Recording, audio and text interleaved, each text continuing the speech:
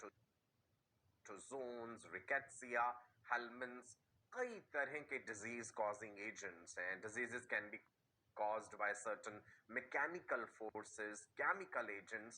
वो हम सब पढ़ेंगे आगे जब हम ह्यूमन हेल्थ एंड डिजीज पढ़ेंगे कि बीमारियों की अलग अलग कारण क्या हो सकते हैं, डिजीजेस कितने तरह की हैं, कम्युनिकेबल हैं, non communicable, infectious, non infectious, ये सब हम आगे पढ़ेंगे.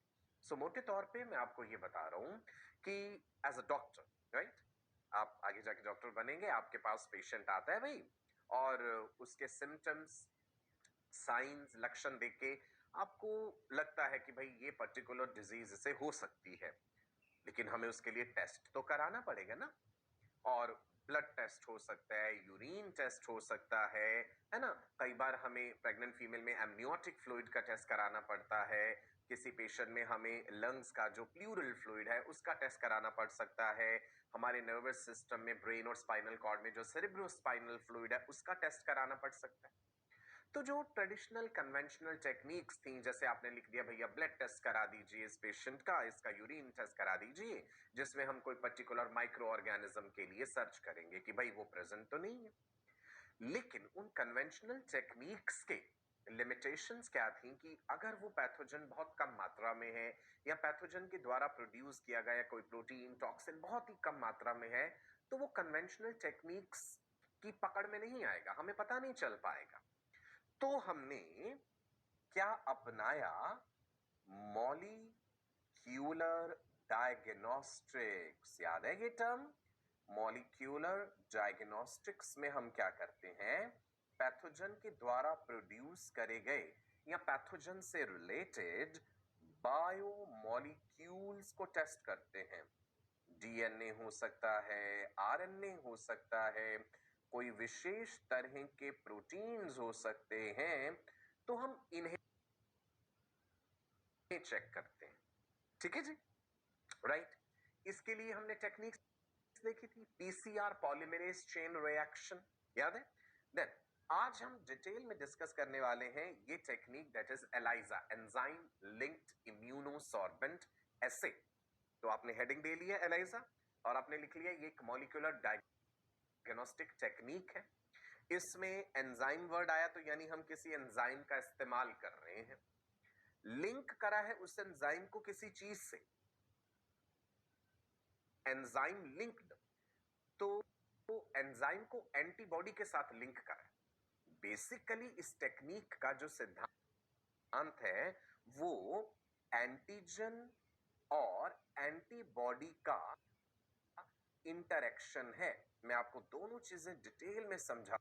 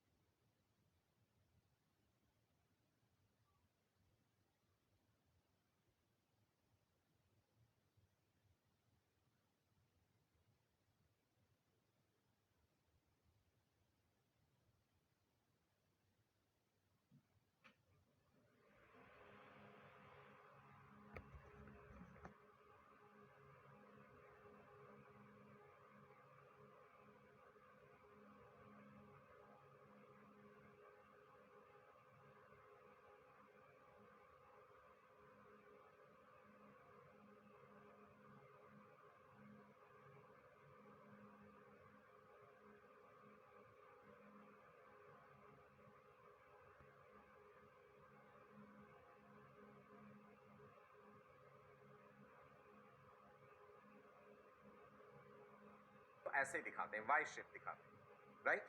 थोड़ा और डिटेल में अगर मैं जाऊं इसके स्ट्रक्चर में तो it is something like this. Antibody में हैवी चेन होती है, एंटीबॉडी में लाइट चेन होती है, डाइसल्फाइड बॉन्ड्स भी होते हैं। सो डिटेल में थोड़ा दिखाना हो तो ये कुछ इस तरह का है। एंटीबॉडीज का शेप क्या है जी? एंटीबॉडीज आर वाई शेप, और एंटीबॉडी का ये वाला हिस्सा जो है यहाँ पे एंटीजन बाइंड करता है। एंटीबॉडी में there is fragment antigen binding and there is fragment crystallizable. ये एंटीबॉडी का स्ट्रक्चर है, एफसी रीजन, एंड ये ऊपर वाला होता है fab region, FAB। Fab stands for fragment antigen binding, वो हिस्सा जो एंटीजन से बाइंड करता है। और आप देख पा रहे हैं ये वाई शेप है, तो एक समय पे दो एंटीजन के साथ बाइंड कर जाएगी। इसलिए हम कहते हैं कि ह्यूमन एंटीबॉडीज जो होती हैं वो डाइवेलेंट हैं, कि दो एंटीजन के साथ बाइंड कर रही है, राइट। फैब रीजन का फुल फॉर्म क्या बताया जी मैंने? फैब स्टैंड्स फॉर, सब लोग लिखेंगे, Fab of the antibody stands for fragment antigen binding, वो वाला फ्रैगमेंट जो एंटीजन से बाइंड करता है। And FC stands for, FC stands for fragment crystallizable, fragment crystallizable, okay. ये फैब FC रीजन, ये बेसिक सा स्ट्रक्चर जानना जरूरी। सो एक बात हमने जानी, एंटीजन क्या है? वो सब्सटेंस जब शरीर में एंटर करा तो एंटीबॉडी की प्रोडक्शन को स्टिमुलेट करा और वो एंटीबॉडी से बाइंड कर सकती। एंटीबॉडीज एंटीजन को कैसे नष्ट करती हैं, इसके अलग अलग तरीके हैं भाई। ऑप्सोनाइजेशन है, या फिर एग्लूटिनेशन है, न्यूट्रलाइजेशन है, प्रेसिपिटेशन है, that is a different story कि एंटीबॉडी कैसे एंटीजन से फाइट करके खत्म करे, राइट। क्या हर चीज जो शरीर में एंटर करेगी वो एंटीजन हो सकती? नहीं। ऐसे तो आप सोचिए, जब आप बीमार होते हैं, आपको कोई प्रॉब्लम है, आप इंजेक्शन लगवाते हैं, है ना, दवाई लगवाते हैं, तो उस मेडिसिन के खिलाफ एंटीबॉडीज क्यों नहीं बन जाती? बाहर से आप सरदर्द की गोली भी खा रहे हैं, पैरासिटामोल खा रहे हैं, क्रोसिन खा रहे हैं, वो भी तो पेट में गया, पेट में जाने के बाद ब्रेकअप होके फाइनली वो ब्लड में एब्जॉर्ब हुआ, तो उसके खिलाफ एंटीबॉडीज क्यों नहीं बन जाती? या फिर और सिंप्लीफाइड वे में, एयर इनहेल करते, हवा ऑक्सीजन एल्वियोलाई में गई, एल्वियोलाई से ब्लड में गई, ऑक्सीजन के खिलाफ एंटीबॉडीज क्यों नहीं बन जाती? समझे ना आप मेरी बात? दैट मीन्स हर सब्सटेंस में एंटीजेनिक प्रॉपर्टीज नहीं होती, कुछ विशेष फीचर्स होते हैं जो प्रेजेंट होने चाहिए तभी वो एंटीजन के तरह काम करेगा। एक तो ये है that it should be proteinaceous primarily, molecular weight बहुत ज्यादा होना चाहिए, बॉडी से अनरिलेटेड होना चाहिए, और भी कई फीचर्स हैं, हेट्रोपॉलीमर होना चाहिए, वो मैं आपको बाद में बताऊंगा कि हर चीज एंटीजन नहीं हो सकती, ये आपको समझना है, ठीक है। एंटीजन क्या है? पैथोजन के सरफेस पे प्रेजेंट वो खास तरह के प्रोटीन्स, राइट, पैथोजन के अंदर भी हो सकते हैं, जरूरी नहीं हमेशा सरफेस पे हो, वो प्रोटीन्स जो शरीर में एंटीबॉडी की प्रोडक्शन को इनिशिएट कराएंगे। एंटीबॉडीज कौन बनाता है? एंटीबॉडीज बी लिम्फोसाइट्स बनाते हैं। एंटीबॉडीज को ही इम्यूनोग्लोब्युलिन्स भी कहते हैं, आपको याद होगा। एंटीबॉडी के लिए ऐसे IG लिखते हैं ना, IG का फुल फॉर्म है इम्यूनोग्लोब्युलिन्स। एंटीबॉडीज आर इम्यूनोग्लोब्युलिन्स, कई तरह की हैं, IgG, IgA, IgD, IgE, IgM, पहले भी जिक्र करा था। चलो सुनो अब मेरी बात। एंटीबॉडी का स्ट्रक्चर समझ लिया, वाई शेप। आप देखेंगे हमेशा एंटीबॉडीज हमने वाई शेप में दिखाई हैं, और इसमें दो हैवी चेन्स हैं, दो लाइट चेन्स हैं। एंटीबॉडी प्रोटीन है, खुद ग्लाइकोप्रोटीन है, और ये बने हुए अमीनो एसिड से ही। एंटीबॉडी के दो मेजर हिस्से हैं, ये ऊपर वाला हिस्सा कहलाता है fragment antigen binding fab region, नीचे वाला है FC रीजन। ये मैंने क्यों बताया फैब और FC, ध्यान रखना। इसी FC रीजन के साथ अभी हम आगे देखेंगे कि हम एंजाइम को जोड़ते हैं, तभी हमने कहा ना एंजाइम लिंक्ड एंटीबॉडीज। तो एंजाइम कहां जोड़ा है हमने आर्टिफिशियली? FC रीजन के साथ।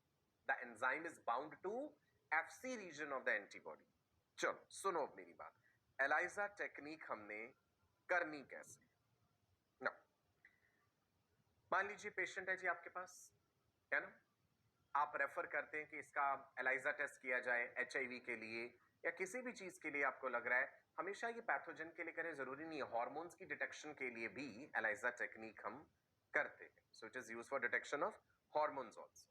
एक एलाइजा प्लेट होती है, राइट, माइक्रो टाइटर प्लेट कहते हैं उसे, पॉलीस्टाइरीन की बनी हुई, राइट जी। इस तरह की एक माइक्रो टाइटर प्लेट है which is made up of polystyrene. इसमें छोटे छोटे छोटे छोटे गड्ढे होते हैं, ढेर सारे वेल्स लिखे ना, ये वाली ये चीज जो है ये, इनको कह देते हैं वेल्स। आपको याद है जेल इलेक्ट्रोफोरेसिस में भी वेल्स बताए थे, और ज्यादातर इन वेल्स का नंबर 96 होता है, 96 वेल्स, इससे ज्यादा भी हो सकते हैं, जरूरी नहीं। ये माइक्रो टाइटर प्लेट हमने ली ना। एलाइजा डायरेक्ट भी हो सकता है, एलाइजा टेक्निक इनडायरेक्ट भी हो सकती है। डायरेक्ट एलाइजा में क्या है, डायरेक्ट एलाइजा में हमने क्या करना है, एंटीजन डिटेक्ट करना है। In direct ELISA we are going to detect the antigen.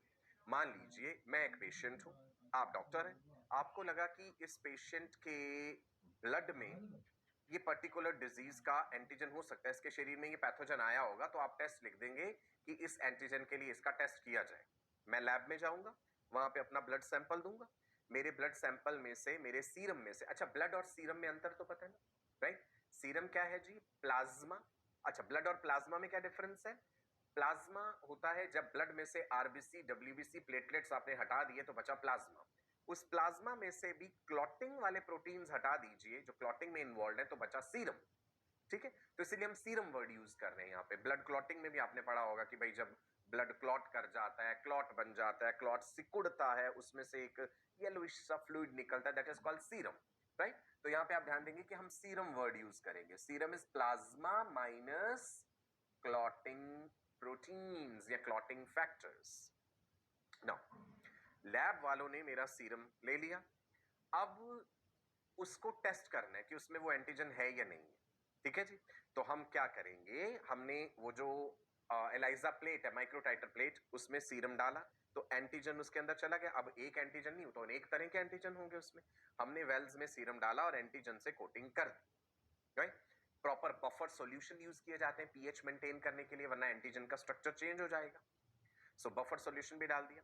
अब वो जो एलाइजा प्लेट है ना, माइक्रोटाइटर प्लेट, उसमें वो जो गड्ढे हैं छोटे छोटे वेल्स, उनकी वॉल पे, उनकी दीवारों पे वो एंटीजन जुड़ जाएगा, एडजॉर्ब हो जाएगा, चिपक जाएगा। यहाँ पे हमें एक और भी एजेंट यूज करना पड़ता है, बोवाइन सीरम एल्बुमिन उसे कहते हैं, कि जिन जिन जगहों पे एंटीजन नहीं जुड़ा है वहां पे एक कोटिंग आ जाए, सरफेस पे कोटिंग हो जाए। वो चीज आप बेशक मत याद रखिए, आप मोटे तौर पे याद रखिए कि हमने अगर पेशेंट का एंटीजन चेक करना है तो हम टेक्निक यूज करेंगे डायरेक्ट एलाइजा, एंटीजन के लिए डायरेक्ट एलाइजा। तो वो जो वेल है उसमें, राइट, ये छोटा सा वेल मैंने दिखाया, इसमें क्या हुआ बेटा जी, यहां पे एंटीजन की कोटिंग हो गई जो भी आपको सस्पेक्टेड, राइट। अब हम लैब में बनी हुई, हमारे पास ऑलरेडी अवेलेबल हैं प्री फॉर्म्ड एंटीबॉडीज हैं which are linked with an enzyme, ठीक है। अब मैं बनाता हूं एक एंटीबॉडी, ये मैंने बनाई एंटीबॉडी, ये मेरे पास अवेलेबल हैं, और इस एंटीबॉडी के साथ मैंने एक एंजाइम को जोड़ रखा है, ये रहा ब्लू कलर से मैंने दिखा दिया, ये मेरा एंजाइम है, right. These antibodies present in the lab available with me, they are having antibodies. These antibodies are having enzyme. Now, so that's why I call them enzyme linked antibodies. FC region से मैंने enzyme जोड़ के ये बना करके रखी हुई है। ये एंटीबॉडीज किसके खिलाफ है, उस पर्टिकुलर एंटीजन के खिलाफ जिसका मुझे डाउट हो रहा है कि इस पेशेंट में है ना। मान लो मुझे डाउट हो रहा है कि भाई इसमें कहीं डेंगू वायरस जो है उसका वाला एंटीजन तो नहीं है, तो मैं कहूंगा ठीक है डेंगू के इस पर्टिकुलर एंटीजन के लिए इसका टेस्ट करो। तो ये वाली जो एंटीबॉडीज बनाई हुई हैं ये वही है जो मुझे लगता है कि भाई ये डेंगू वाला एंटीजन हो सकता है, तो एंटीबॉडीज पे लिखा हुआ है कि भाई ये एंटी डेंगू एंटीबॉडीज है। मैंने ये एंटीबॉडीज इसमें डाल, ठीक है जी, कहां पे, इन वेल्स में एंटीबॉडीज डाल दी। अब आप खुद ही सोचो, अगर वो एंटीजन प्रेजेंट है तो ये एंटीबॉडी स्पेसिफिक है और ये उससे बाइंड कर जाएगी, the antibody will bind with the antigen और साथ में एंजाइम लगा हुआ है। फिर हम यहाँ पे बफर सॉल्यूशन डालते हैं कि जो एंटीबॉडीज बाइंड नहीं हुई, जो फालतू की है, वो वॉश हो जाए, राइट। तो अब हमारे पास सिचुएशन क्या आ जाती है, देखिए मैं आपको फिर से दिखाता हूं। ये रहा हमारा वो वेल। अब मैं एक एंटीजन लेके चल रहा हूं यहाँ पे स्पेसिफिकली, तब मैं दिखा पाऊं। ये रहा हमारा वो एंटीजन, ठीक है, एक और एंटीजन। अब मैं दिखाऊंगा कि एंटीबॉडी इससे बाइंड कर गई। ये थी जी मेरी एंटीबॉडी जो इससे बाइंड कर गई। ऑफ कोर्स एक एंटीबॉडी, एक एंटीजन नहीं होगा, बहुत सारे होंगे, राइट। जब हमने पेशेंट का सीरम यहाँ पे कोट करा है इस एलाइजा माइक्रोटाइटर प्लेट में, तो सीरम में भी कई और एंटीजन्स भी होंगे, लेकिन हमारी एंटीबॉडीज तो उसी एंटीजन के लिए स्पेसिफिक हमने बनाई हुई है पहले से ही लैब में, जो खास एंटीजन को टारगेट करेंगी। बाकी सब एंटीजन फालतू के हैं, उनके साथ वो नहीं बाइंड करने जा रही, उनको थोड़े नाम टेस्ट करने हैं। और इस एंटीबॉडी के साथ यहाँ पे लगा हुआ है एक एंजाइम। वेरी गुड, इसलिए ये एंजाइम लिंक्ड एंटीबॉडी है। ओके, अब मैंने एंजाइम क्यों लगवाया? क्योंकि मैं इस एंजाइम को काम में लेना चाहता हूं और किसी सबस्ट्रेट को एक प्रोडक्ट में बदलना चाहता हूं। तो अब मुझे वो सबस्ट्रेट ऐड करना पड़ेगा जिसपे ये एंजाइम एक्ट करता है। जनरली जो एंजाइम यूज किया जाता है एलाइजा टेक्निक में, that is alkaline phosphatase, that is alkaline phosphatase। कौन सा एंजाइम? alkaline phosphatase। एंटीबॉडी से जोड़ दिया। अब मैं यहाँ पे एक सबस्ट्रेट डालूंगा और मैं चाहूंगा ये एंजाइम उस सबस्ट्रेट को एक प्रोडक्ट में बदल दे और वो प्रोडक्ट कलर्ड होगा, ठीक है जी। ये क्या है? S for substrate and P for product, and this blue colored structure is enzyme, this yellow colored structure is antibody। AB short में लिख दिया। तो मेरा मकसद ये था, एंटीजन के साथ एंटीबॉडी जुड़वाई, एंटीबॉडी के साथ एक एंजाइम लगा हुआ है, वो एंजाइम एक सबस्ट्रेट को प्रोडक्ट में बदलेगा, वो प्रोडक्ट कलर्ड हो जाएगा और फिर मैं स्पेक्ट्रोफोटोमीटर से डिटेक्ट कर लूंगा। दैट्स अ मशीन जो ये बता देती है कि कलर जो है वो कितना बना है। तो उससे मुझे कंफर्म हो जाएगा कि अगर तो ये एंटीजन प्रेजेंट था तभी तो एंटीबॉडी बाइंड करी, एंटीबॉडी के एंजाइम ने सबस्ट्रेट को प्रोडक्ट में बदला। सो दैट मींस कंफर्म हो जाएगा कि वो antigen present. So this technique is what? This is direct ELISA. अभी मैं आपको इनडायरेक्ट एलाइजा भी बताऊंगा। डायरेक्ट एलाइजा क्या डिटेक्ट कर रहा है? एंटीजन। ठीक है जी, क्लियर हुआ सबको? Is it clear to all of you? एक पेशेंट में आपको डाउट हुआ कि भाई डेंगू वाला एंटीजन हो सकता है, आपने टेस्ट लिख दिया, भैया इसका एलाइजा टेक्निक करके टेस्ट करके मुझे बताइए, भाई शाम तक रिपोर्ट दे दीजिए मुझे, तभी मैं इलाज करूंगा इसका। अब हो सकता है भाई डेंगू ना हो के मलेरिया हो उसमें, है ना, कोई और प्रॉब्लम हो, तो हम उसी के हिसाब से टेस्ट लिखते हैं, है ना। एक ही टाइम पे जरूरी नहीं एक ही टेस्ट लिखो आप पेशेंट का, आप 10 टेस्ट लिख दीजिए या 15 टेस्ट लिख दीजिए, जो जो आपको अपने क्लिनिकल एक्सपीरियंस के हिसाब से डाउट हो रहा है अपने पेशेंट पे, राइट। सो पेशेंट गया जी लेबोरेटरी में, उसने अपना ब्लड सैंपल दिया, लैब वालों ने ब्लड में से सीरम अलग करा, फिर एलाइजा माइक्रोटाइटर प्लेट के सारे वेल्स में वो सीरम डाला, एंटीजन से कोट हो गए, उसमें एक बफर सॉल्यूशन डाल दिया, जो एंटीजन नहीं जुड़ पाए थे वो सब वॉश हो गए वहां पे, है ना। उसके बाद हमने ऑलरेडी जो डिजाइन हमारे पास लेबोरेटरी में, हमारे पास जो रिएजेंट्स एंटीबॉडी की फॉर्म में प्रेजेंट है, एंजाइम लिंक्ड एंटीबॉडी जो डेंगू के खिलाफ है, वो हमने उसमें डाल दी। एंटीबॉडीज एंटीजन के साथ बाइंड कर गई। अगर एंटीजन प्रेजेंट था, नहीं था तो कोई कलर ही नहीं आएगा। अगर एंटीजन प्रेजेंट था तो एंटीबॉडीज बाइंड करी, एंटीबॉडी के साथ एंजाइम जुड़ा हुआ है, फिर हमने एक सबस्ट्रेट डाल दिया, सबस्ट्रेट को एंजाइम ने एक प्रोडक्ट में कन्वर्ट करा, वो कलरफुल था, उस कलर्ड प्लेट को जो फिर ना माइक्रोटाइटर एलाइजा रीडिंग प्लेट्स जो है उनके लिए रीडिंग इंस्ट्रूमेंट्स होते हैं, स्पेक्ट्रोफोटोमीटर के नीचे रख के उसमें डाल के हमने देख लिया भाई कलर आ गया है और इतनी इंटेंसिटी का कलर है, तो ये इन्फेक्शन है इस पेशेंट, एंटीजन नजर आ गया। इज इट क्लियर जी? Direct ELISA, wonderful. चलो अब मैं आपको बताता हूं इनडायरेक्ट एलाइजा टेक्निक के बारे में। सुनना, इनडायरेक्ट एलाइजा में हमें क्या डिटेक्ट करना है? एंटीबॉडीज। सुनना गौर से, डायरेक्ट में क्या था? एंटीजन था। Let me write here, in case of indirect ELISA technique we are going to check for antibodies, कि पेशेंट के ब्लड में एंटीबॉडीज हैं या नहीं। अब आप कहेंगे कि भाई एंटीबॉडी किसके खिलाफ? जिस इन्फेक्शन का आपको डाउट हो रहा है, मान लो मुझे अपने पेशेंट पे डाउट हुआ है, जो लक्षण उसने अपने बताए, मुझे लगा कहीं ये HIV पॉजिटिव तो नहीं है, ठीक है, तो मैं HIV के एलाइजा टेस्ट करवा सकता हूँ। इनडायरेक्ट एलाइजा अगर करवाऊंगा, इनडायरेक्ट एलाइजा मुझे ये बताएगा कि क्या उसके ब्लड में एंटीबॉडीज बनी हुई हैं। अगर एंटीबॉडीज बनी हुई हैं HIV के खिलाफ, दैट मीन्स उसके शरीर में HIV वायरस है ना। ऐसा ही और भी कई चीजों के लिए इनडायरेक्ट कर सकते हैं ELISA. So antibodies which are produced in response to that pathogen जिसका आपको डाउट हो रहा है, तो मैं लिख देता हूं antibodies produced in body in response to, लिखते जाइएगा साथ में, in response to suspected pathogen, जिसका एज अ डॉक्टर आपको डाउट हो रहा है और आपको लग रहा है कि अगर इन्फेक्शन है तो भाई इसके शरीर में एंटीबॉडी होगी, और एंटीबॉडी है तो कंफर्म हो गया, तो फिर एंटीबॉडी टेस्ट कराओ। चलिए जी, सो पेशेंट लैब में जाएगा, भाई अपना ब्लड सैंपल दे देगा। अब हमने क्या करना है इस केस में, जो हमारी माइक्रोटाइटर प्लेट है, हमारी माइक्रोटाइटर प्लेट में ये आपको गोले गोले नजर आ रहे, ये चीज, ये एंटीजन,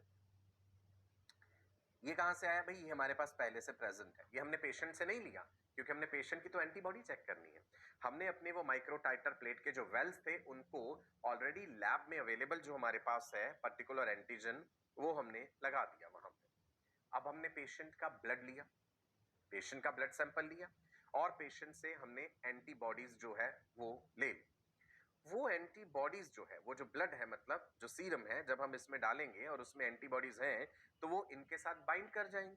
देखिए इधर इनडायरेक्ट एलाइजा बता रहा हूं, हमने उन माइक्रोटाइटर प्लेट में ये जो वेल है उसके पहले उसे एंटीजन से कोट कर लिया था। Well is coated with the antigen. चलो मैं दिखा देता हूं इसमें रेड कलर से, भाई इसमें ये एंटीजन प्रेजेंट, आपने उसमें पेशेंट का सीरम डाल, पेशेंट के सीरम में क्या होंगी, एंटीबॉडीज, अगर होंगी तो, नहीं है तो टेस्ट नेगेटिव आएगा। अगर एंटीबॉडीज हैं तो सी, ये रही एंटीबॉडीज। अब आपको दिखा ये वाई शेप स्ट्रक्चर मैंने दिखाया था, fragment antigen binding, fragment crystallizable. ये एंटीबॉडीज जो पेशेंट के सीरम में है, ये क्या कहलाएंगी, प्राइमरी एंटीबॉडीज। पेशेंट के सीरम वाली एंटीबॉडीज क्या कहलाएंगी, प्राइमरी एंटीबॉडीज। ये एंटीजन हमने पहले से कोट करके रखा हुआ है अपनी माइक्रोटाइटर एलाइजा प्लेट में। तो देखिए जी, एंटीबॉडीज कर गई बाइंड। कैन यू सी, एक समय पे एंटीबॉडी ने एक ये एंटीजन पकड़ा यहां पे और एक ये पकड़ लिया इधर, बाइवेलेंट या डाइवेलेंट हम बोल देते हैं। ओके, ये वाला जो पीछे वाला रीजन है एंटीबॉडी का क्या कहलाता है, FC रीजन। दो रीजन बताए थे ना, fragment antigen binding fab region and FC region. चलो अब आगे देखते हैं। कुछ एंटीबॉडीज ऐसी भी दिख रही हैं, प्राइमरी एंटीबॉडीज जो बाइंड नहीं करी, तो फिर से हम जो है बफर सॉल्यूशन डाल के इनको वॉश कर। अब क्या करें, एक और नया टर्म आ गया यहाँ पे, सेकेंडरी एंटीबॉडी। सुनो ये क्या टर्म है, सेकेंडरी एंटीबॉडी। ये कहां से आई, ये लैब में हमने बना करके रखी हुई है पहले से। सेकेंडरी एंटीबॉडी के इस रीजन के साथ ये गोला सा आपको जुड़ा हुआ दिख रहा है, ये क्या चीज है, वेरी सिंपल, यही तो एंजाइम। तो यहाँ पे सेकेंडरी एंटीबॉडीज एंजाइम लिंक्ड है। ये एंटीबॉडीज किसके खिलाफ है, ये एंटीबॉडी किससे बाइंड करेंगी, ये सेकेंडरी एंटीबॉडी प्राइमरी एंटीबॉडी के साथ बाइंड करेगी। क्या एंटीबॉडी भी एंटीबॉडी से बाइंड कर सकती है, बिल्कुल कर सकती है। ये हमने बनाई कैसे होंगी, हमने लैब में कैसे बनाई कि ये वाली जो प्राइमरी एंटीबॉडीज है ये किसी एनिमल के शरीर में इंजेक्ट करें। पहले एक ह्यूमन से प्राइमरी एंटीबॉडी ले ली, सपोज मैं एक बायोटेक्नोलॉजी का साइंटिस्ट हूँ, राइट, मेरे पास एक HIV पेशेंट है जिसमें कंफर्म है कि भाई एंटीबॉडीज हैं, मैंने उसके ब्लड से एंटीबॉडीज निकाली हैं, प्राइमरी एंटीबॉडीज, और प्राइमरी एंटीबॉडीज एक एनिमल, सपोज एक माइस के शरीर में इंजेक्ट करी, तो माइस के शरीर के लिए बाहर से आने वाली ये चीज एंटीजन का काम करेगी। माइस के शरीर में बाहर से आने वाली ये फॉरेन चीज एंटीजन का काम करेगी, और माइस का इम्यून सिस्टम इस प्राइमरी एंटीबॉडी के खिलाफ सेकेंडरी एंटीबॉडी बनाएगा। समझे आप कि लैब में कैसे बनती है। तो वो सेकेंडरी एंटीबॉडीज फिर मैंने माइस के ब्लड से लेके फिल्टर आउट करके लैब में अपने लिए तैयार रख ली, तो ये बाजार में उपलब्ध हैं जी secondary antibodies enzyme link, and they costly, इसीलिए इन टेक्निक्स का कीमत जो है वो भी ज्यादा होती है, दे कॉस्टली टेक्निक्स। अब आप समझे, फिर से बताऊं, इनडायरेक्ट एलाइजा में हम डिटेक्ट करने जा रहे हैं एंटीबॉडीज। तो हमारे माइक्रोटाइटर प्लेट के वेल्स में हमने एंटीजन डाल दिया पहले से ही, राइट, जो हमें पता है कि ये एंटीजन होता है इस पैथोजन का, और एंटीजन मार्केट में अवेलेबल है, वो ग्लाइकोप्रोटीन से कोट कर दिया, एक्सेस जो होगा उसे वॉश कर दिया बफर सॉल्यूशन से, पेशेंट का सीरम लेकर के उन वेल्स में डाला। अगर पेशेंट के सीरम में एंटीबॉडीज हैं तो वो उस एंटीजन से बाइंड कर जाएंगे। अब एंटीबॉडी के साथ बाइंड करने के लिए, ये वाली एंटीबॉडीज क्या है, प्राइमरी एंटीबॉडी, इनके साथ बाइंड करने के लिए सेकेंडरी एंटीबॉडीज डाल दी जो कि एंजाइम से लिंक्ड है। अब आप देखो सेकेंडरी एंटीबॉडी क्या है, it has an enzyme linked to it and it binds to primary antibody. तो एक नई बात आपको आज पता चली होगी कि एंटीबॉडीज ऐसी भी होती हैं जो दूसरी एंटीबॉडी से बाइंड कर जाती है। Very good. नाउ देखिए इधर, सेकेंडरी एंटीबॉडीज कहां बाइंड कर गई, यहां फोकस कीजिए, प्राइमरी एंटीबॉडी के साथ। Secondary antibodies are binding to primary antibodies, और सेकेंडरी एंटीबॉडी के साथ ये क्या लगा, एंजाइम। एंजाइम हमने क्यों लगवाया, क्योंकि अब हम एक सबस्ट्रेट डालेंगे इसमें, सबस्ट्रेट को ये एंजाइम प्रोडक्ट में कन्वर्ट करेगा। ये आ गया जी सबस्ट्रेट। क्योंकि ये सब चीजें आंखों से तो नहीं देख सकते ना, एंटीबॉडीज दिख थोड़ी जाएंगी, हमें तो रिजल्ट देखना है कि एंटीबॉडी के साथ जुड़े एंजाइम ने क्या काम करा। तो उस एंजाइम ने इस पर्टिकुलर सबस्ट्रेट को, ये जो हमने ऐसे स्टार की तरह दिखाया है, जब हम ये उस प्लेट में डाल देंगे तो इस सबस्ट्रेट को ये एंजाइम कन्वर्ट कर देगा एक कलर्ड प्रोडक्ट में, क्रोमोजन कलर्ड प्रोडक्ट में। सो आप देख पा रहे हैं एंजाइम और सबस्ट्रेट जुड़ गए। सारी चीजें लेबल करूं इसमें क्या क्या है, चलो ये बताओ, ये वाली चीज क्या है, कैन यू टेल मी, ये रेड वाला जो गोला है, व्हाट इज दिस, क्विकली जल्दी से बताइए, जो इस माइक्रोटाइटर प्लेट के वेल्स के सरफेस के साथ जुड़ा हुआ है। Yes, you got it right, this is antigen. Very good. What is this, ये लाइट ब्लू कलर वाली जो है प्राइमरी एंटीबॉडी, पेशेंट के सीरम से ली, तो एंटीजन, एंटीजन के साथ जुड़ने वाली ये हो गई जी प्राइमरी एंटीबॉडी। प्राइमरी एंटीबॉडी के साथ क्या जोड़ा है, what is this thing, secondary antibody. Very good जी, this is secondary antibody. Okay, no, अब उसके साथ ये क्या जुड़ा है, वेरी गुड, ये भी आपने पहचान लिया, दिस इज एंजाइम, और ये सबस्ट्रेट, ये तो अब ये भी देखा हमने, येलो वाला सबस्ट्रेट, राइट। अब ये सबस्ट्रेट किस में कन्वर्ट हो गया, सी, the substrate has been converted into a, let me write here, colored product। Enzyme कौन सा यूज होता है, alkaline phosphatase, generally coloured product बन गया, कलर आ गया पूरी जगह पे, नीला नीला रंग हमें दिख गया। अब हम इसे कैसे पहचान लेंगे कि कलर की इंटेंसिटी कितनी है, इंटेंसिटी के हिसाब से इंफेक्शन का लेवल पता चलेगा कि भाई एंटीबॉडीज कितनी ज्यादा थी, स्पेक्ट्रो फोटोमीटर, ठीक है जी, इसकी डिटेल्स में हमें नहीं जाना। सो स्पेक्ट्रोफोटोमीटर के जरिए हम कलर की इंटेंसिटी, मात्रा, वो सब जान पाएंगे। So I hope this is clear to you. Direct ELISA, indirect ELISA, direct ELISA में एंटीजन, इनडायरेक्ट एलाइजा में एंटीबॉडीज। डायरेक्ट एलाइजा में हमने बाहर से एंजाइम लिंक्ड एंटीबॉडीज डाली, इनडायरेक्ट एलाइजा में हमने पहले अपना एंटीजन डाला, पेशेंट की प्राइमरी एंटीबॉडी, और बाहर से और secondary antibody linked with enzyme. Colour product इधर भी मिला, कलर प्रोडक्ट इधर भी मिला, right. I hope crystal clear हो जाएगी अब आपको ये एलाइजा टेक्निक। एक बार कंपैरिजन में भी देख लीजिए, देखिए इधर बेटा, डायरेक्ट एलाइजा क्या है, डायरेक्ट एलाइजा में हमने माइक्रोटाइटर प्लेट के सरफेस पे एंटीजन की कोटिंग करी, एजी, राइट, और यहाँ पे प्राइमरी एंटीबॉडी कॉन्जुगेट जो बना है, जिसके एंजाइम ने सबस्ट्रेट को प्रोडक्ट में कन्वर्ट करा है, सो हमने एंटीजन डिटेक्ट करा था, राइट, प्राइमरी एंटीबॉडी बाहर से डाली। और इनडायरेक्ट एलाइजा में क्या हुआ, एंटीजन हमने बाहर से कोट करा, वहां पे पेशेंट का एंटीजन है, राइट, डायरेक्ट में, यहाँ पे एंटीजन बाहर से, ये पेशेंट की एंटीबॉडी है और ये बाहर से सेकेंडरी कॉन्जुगेट एंटीबॉडी, राइट? ये वाली चीज क्या है? This is enzyme. So I hope the concept is clear. Sandwich ELISA जो है, इसमें कैप्चर एंटीबॉडीज हम यूज करते हैं और उसके बाद फिर से ये रही प्राइमरी एंटीबॉडी, ये रही सेकेंडरी एंटीबॉडी. इसकी डिटेल में आपको नहीं जाना है, राइट? सो दो मेन चीजें थी, direct ELISA and indirect ELISA, which I have made crystal clear, right? चलो आगे बढ़ें जी. नाउ नेक्स्ट एक और इंटरेस्टिंग चीज हम जानते हैं, personalised medicine. Have you heard of this term, personalised medicine? भाई इसका क्या मतलब हुआ?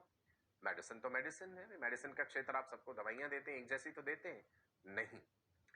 ऐसा भी देखा गया कि हर इंसान एक तरह की मेडिसिन की डोज को उस तरीके से रिस्पॉन्ड नहीं कर सकता. Every human being is different in some way, right? मान लीजिए मुझे कोई अगर इन्फेक्शन है तो मुझे उस मेडिसिन का हाई डोज चाहिए, मुझे शायद एंटीबायोटिक दिन में 3 बार लेना पड़े और आपको एंटीबायोटिक दिन में सिर्फ 2 बार लेना पड़े, और किसी इंसान को एंटीबायोटिक एक ही बार दे दें तो उससे भी ठीक हो जाएगा. सो ये जो अप्रोच है, right, this is called the personalised medicine. सुनिए, जैसे यहां पे दिखाया गया है, सबसे पहला जो आपको दिख रहा है ये diagram, it responds to the normal dose. This particular person responds to normal dose. कोई और इंसान हो सकता है आप में से जिसको लोअर डोज चाहिए, उसे कम चाहिए, उसे ज्यादा दे देंगे तो उसमें बहुत ज्यादा साइड इफेक्ट नजर आ जाएंगे. और कोई ऐसा इंसान हो सकता है जो कहता है भी रिस्पॉन्स टू हायर डोज, एक ही गोली से फर्क नहीं पड़ेगा, उसके लिए 2 या 3 देनी पड़ेंगी एक ही दिन में. और कोई ऐसे भी इंसान हो सकते हैं जिनको इस पर्टिकुलर दवाई से कोई इफेक्ट ही नहीं हो, इसके लिए कोई दूसरी मेडिसिन देनी पड़ेगी. You getting it? This is the personalised medicine. ये आप अपने क्लिनिकल एक्सपीरियंस के साथ भी सीखेंगे. कल को जब आप डॉक्टर बन जाएंगे, आपके पास बहुत सारे पेशेंट आए, मान लीजिए सबको कॉमन प्रॉब्लम है, मलेरिया है सपोज, आपने सबको एंटी मलेरियल ड्रग्स दी, सब पे आपको वो रिजल्ट्स नहीं मिले, राइट? कुछ पेशेंट्स में तो भयंकर साइड इफेक्ट देखने को मिल गए, तो आप सोचेंगे नहीं नहीं भैया इसको ये दवाई नहीं देनी, इस पे मैं दूसरी दवाई दूंगा. So every individual, every human being is different in some way. तो ये जो अप्रोच हम लगाते हैं individual based, that is called personalised medicine, right? Interesting है ना? चलो जी, जिक्र कर रहे हैं कि बायोटेक्नोलॉजी ने कैसे एक क्रांति ला दी है अलग अलग क्षेत्रों में, चाहे वो क्रॉप्स वाली बात हो, जेनेटिकली मॉडिफाइड ऑर्गेनिजम्स की बात हो, मॉलिक्यूलर डायग्नोस्टिक्स हो, अलग अलग चीजों में हमने पढ़ा. अब हम जानते हैं ट्रांसजेनिक एनिमल्स के बारे में. बीटी कॉटन प्लांट तो हमने पढ़ा था, हमने वो टोबैको वाला सीन भी पढ़ा था, राइट? अब हम जानते हैं what are transgenic animals. Interesting. बहुत सारी साइंस फिक्शन मूवीज में भी आपने ऐसी चीजें देखी होंगी कि इस तरह के माइस हैं जो चमक रहे हैं, अंधेरे में ग्लो कर रहे हैं, ऐसी मछलियां हैं जो चमक रही हैं. तो क्या ये संभव है? Yes, practically it is possible. Okay, transgenic animals क्या होते हैं? सुनिए, हेडिंग दे लिया जी, ट्रांसजेनिक एनिमल्स. नाम से अंदाजा लग रहा है कि भाई उनमें कोई और जीन्स हमने डालेंगे, जीन्स मैनिपुलेट करेंगे. लिखिए, animals that have their DNA manipulated, right? ऐसे एनिमल्स जिनका स्वयं का अपना डीएनए हमने मैनिपुलेट करा है. किस लिए? To possess and express extra genes. उनके डीएनए को मैनिपुलेट करा, उसमें हमने कोई एक्स्ट्रा जीन डाला है, वो जीन कोई फायदे वाला होगा, हम एक्सप्लॉइट करने जा रहे हैं उस चीज को. उन एनिमल्स को ट्रांसजेनिक एनिमल्स कहते हैं. Can you give me an example of any transgenic animal जो आपने सुना है? Have you heard of Andy monkey? Have you heard of Andy monkey? रोजी काउ सुना? ये ट्रांसजेनिक एनिमल्स हैं. डिटेल्स जानेंगे इनके. इधर देखिए भाई, आप कहेंगे बड़ा चमक रहे हैं भाई ये ट्रांसजेनिक एनिमल्स. ग्लोइंग माउस, एक चूहा जो चमक रहा है. ग्लोफिश, ग्लोइंग पपीज. स्ट्रेंज. नेचर में हमने नेचुरली तो ऐसे चूहे नहीं देखे भाई जो चमकते हों. या क्या हम ऐसे पेड़ पौधे भी बना सकते हैं जो हमने सड़क के किनारे लगा दिए और रात को अपने आप चमकने लग गए? ये तो बड़ी अच्छी बात हो गई भाई. स्ट्रीट लाइट की जरूरत ही नहीं पड़ेगी, पौधे चमक रहे हैं अपने आप, रोशनी ही रोशनी है. Is it possible? Do you know what is this phenomena of light production called bioluminescence? आपने बायोल्यूमिनेसेंस कहां पढ़ा है? एनिमल किंगडम पढ़ते समय मैंने एक फाइलम ऐसा बताया था जिसके एनिमल्स बायोल्यूमिनेसेंस शो करते हैं, that is Ctenophora, exclusively marine phylum Ctenophora. Coelenterata या निडेरिया के बाद पढ़ा था ना, जिसमें सी वॉलनट्स या कॉम्ब जेलीज, ल्यूरोब्रैकिया, टीनोप्लाना एनिमल्स आते हैं जिनमें 8 रोज ऑफ सिलिएटेड कोम्ब प्लेट्स होते हैं जो कि सेक्सुअल रिप्रोडक्शन शो करते हैं, हर्माफ्रोडाइट्स हैं, राइट? याद आ गया आपको, वंडरफुल। सो बायोल्यूमिनेसेंस का ये फिनोमिना साइंटिस्ट ने सोचा कि भाई क्यों ना और एनिमल्स में भी करके देखे जाएं जिनमें नेचुरली नहीं। तो हमें क्या करना पड़ेगा भाई? सबसे पहले तो हमें देखना पड़ेगा कि ये किस कारण से है, कौन सा जीन क्या प्रोडक्ट बना रहा है।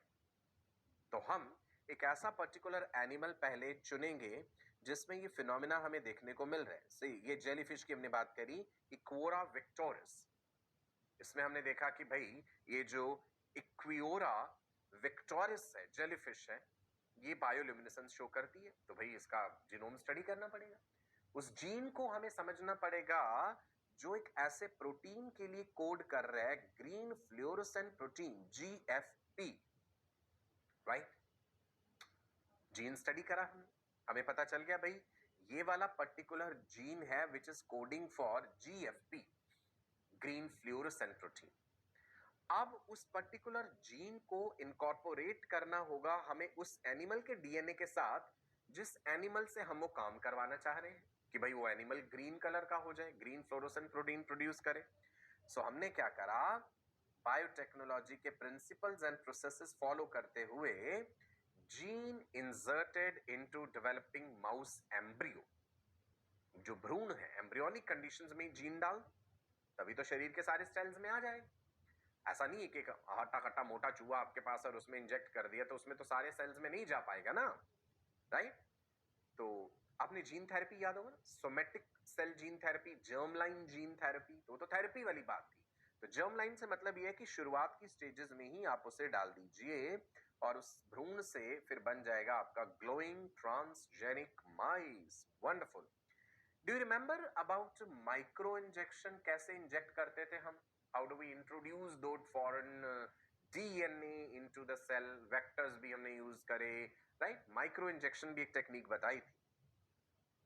Recombinant DNA is directly injected into nucleus of the cells, और ये एनिमल्स में हम यूज करते हैं, if you remember that. Okay, ये देखिए माइक्रो इंजेक्शन दिखाएगा आपको, कितनी सोफिस्टिकेटेड टेक्निक्स हैं जिसमें डायरेक्टली हम इंजेक्ट कर पाते हैं सेल के न्यूक्लियस में। तो देखो पूरा प्रोसीजर क्या रहा होगा। फर्टिलाइज्ड माउस एग लिया हमने, mouse which is a mammal, male mouse, female mouse, ova, spermatozoa, fertilization हुआ, बन गया जाइगोट। तो हमने कह दिया फर्टिलाइज्ड माउस एग है। अब जाइगोट में, मैमल्स में आप जानते हैं जाइगोट के बाद डेवलपमेंटल स्टेजेस क्या क्या होती हैं। जाइगोट में क्लीवेज डिविजन्स होते हैं, बनता है जी मॉरुला स्टेज। मॉरुला से क्या बनता है जी next stage, that is called blastula. Mammals में ब्लास्टुला को ही ब्लास्टोसिस्ट भी कहते हैं। ब्लास्टोसिस्ट में एक आउटर लेयर है ट्रोफोब्लास्ट, एक कोने में कुछ सेल्स चिपके होते हैं, that is called ICM, inner cell mass, या फिर इसे हम एम्ब्रियोब्लास्ट भी कहते हैं। ठीक है जी, राइट? इसी इनर सेल मास में पढ़ा था ना आपने, स्टेम सेल्स हैं और उसी से शरीर का पूरे के पूरे सेल्स बन जाते हैं। सो हम क्या करेंगे, जो हमारे पास जीन है वो ग्रीन फ्लोरोसेंट प्रोटीन बनाने वाला, transformed cells containing the foreign DNA, जो फॉरेन डीएनए प्रेजेंट है, जो हम चाह रहे हैं काम करवाना, we are going to inject that, injecting the transform cells into the inner cell mass, inner cell mass में डाल दिया उसे, राइट? अब ये जो ब्लास्टोसिस्ट है जिसे हमने मैनिपुलेट करा है, उस लैब में करा होगा, अब हमें इसे वापस डालना है फीमेल माइस के शरीर में, फीमेल रिप्रोडक्टिव ट्रैक्ट में, माइस में, यूट्रस में। So it is implanted into the uterus of the surrogate mouse. Surrogate mouse, the one who will carry on that pregnancy, right? So हमने डाल दिया यूट्रस में, वो नेचुरली अपने आप इम्प्लांट करेंगे। अब आप एक ही ब्लास्टोसिस्ट पे तो एक्सपेरिमेंट नहीं करेंगे, है ना, ज्यादा पे करेंगे, एक्सपेरिमेंटल मटेरियल ज्यादा लेंगे। अब हमने डाल दिया जी सरोगेट मदर पे, सरोगेट माउस में। अब फिर हमें वेट करना पड़ेगा जितने दिन की भी प्रेगनेंसी है माइस के केस में, फिर माइस बेबी डिलीवर होंगे। The offsprings containing both non transgenic and transgenic animals will be produced. जरूरी नहीं है सारे के सारे ट्रांसफॉर्म हो जाए, कुछ नहीं भी होंगे, है ना। सो ऑफस्प्रिंग प्रोड्यूस हुए, तो ये है जी पूरा प्रोसीजर। अब जरूरी नहीं है माइस ही हो, transgenic rabbit, transgenic pigs, transgenic sheep, transgenic monkeys, transgenic cows, बहुत सारे एनिमल्स हमने इस तरीके से बनाए हैं जिनसे हम अलग अलग तरह का फायदा लेते हैं। लेकिन 95% के करीब जो है ज्यादातर एक्सपेरिमेंटल एनिमल जो मॉडल हमने यूज किया है दैट इज माइस, चूहा। ऐसा क्यों? रख रखाव आसान है, साइज छोटा है, लैब कंडीशंस में आसानी से मेंटेन कर सकते हैं। मैंने आपको जेनेटिक्स पढ़ाते समय जब ड्रोसोफिला के बारे में बताया था तो ये बातें कही थी कि जो भी एनिमल आप चूज करते हैं रिसर्च में, कुछ खास फीचर्स का आपको ध्यान रखना होता है उसमें, उसका रखरखाव आसान हो, है ना, और हैंडलिंग इजी हो, उसका ब्रीडिंग इजी हो सके। अब ये नहीं है कि भाई माइस जो आपने लिए हैं या कोई ऐसा एनिमल लिया है जिसकी प्रेगनेंसी पीरियड इतना लंबा है तो इतनी देर तक वेट करना पड़ेगा उसमें। सो रैट का जो रिप्रोडक्टिव साइकिल है, ईस्टर साइकिल है, वो भी शॉर्ट ड्यूरेशन का है, जल्दी से नेक्स्ट जनरेशन भी डिलीवर हो जाती है, तो इसलिए ज्यादातर माइस यूज किए जाते हैं। ठीक है जी, क्लियर है इतनी बात, समझ आई अच्छे से ना। ट्रांसजेनिक एनिमल्स जो हैं, जो हम बना रहे हैं, आपने देखा अभी भाई ग्लो करने वाला माइस या और भी कई, इनके एप्लीकेशंस क्या है, फायदे क्या है, हमें क्या फायदा होगा ऐसा चूहा बना लेने का जो चमक रहा है। सो हमें अब क्या समझना है, what are the applications of transgenic animals अलग अलग क्षेत्रों में। सुनो, ट्रांसजेनिक एनिमल्स का हम इस्तेमाल करते हैं बायोलॉजिकल प्रोडक्ट्स बनाने। कैसे बायोलॉजिकल प्रोडक्ट्स?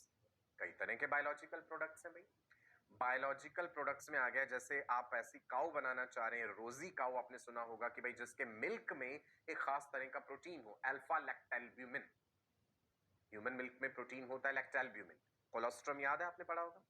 बच्चे के जन्म के बाद मदर की मेमोरी ग्लैंड से जो मिल्क रिलीज होता है कुछ दिनों के लिए, that is colostrum. That is very rich in the antibodies, है ना, सिक्रीटरी एंटीबॉडीज है उसमें। IgA is the secretory antibody, और उसमें अच्छे प्रोटीन्स भी हैं जो बच्चे को एक तंदुरुस्त बनाते हैं और उसकी एलिमेंट्री कैनाल की ग्रोथ में और ओवरऑल बॉडी ग्रोथ में मदद करते हैं, अच्छी इम्यूनिटी देते हैं। सो हम ये प्रोटीन क्या काऊ के मिल्क से ऑब्टेन कर सकते हैं? यस, कर सकते हैं, ट्रांसजेनिक काऊ बना के। सो बायोलॉजिकल प्रोडक्ट में एक मैंने बता दिया अल्फा लैक्टैल्ब्यूमिन प्रोटीन, ऐसे ही अल्फा 1 एंटीट्रिप्सिन एम्फीसीमा नाम के रेस्पिरेटरी डिसऑर्डर के लिए।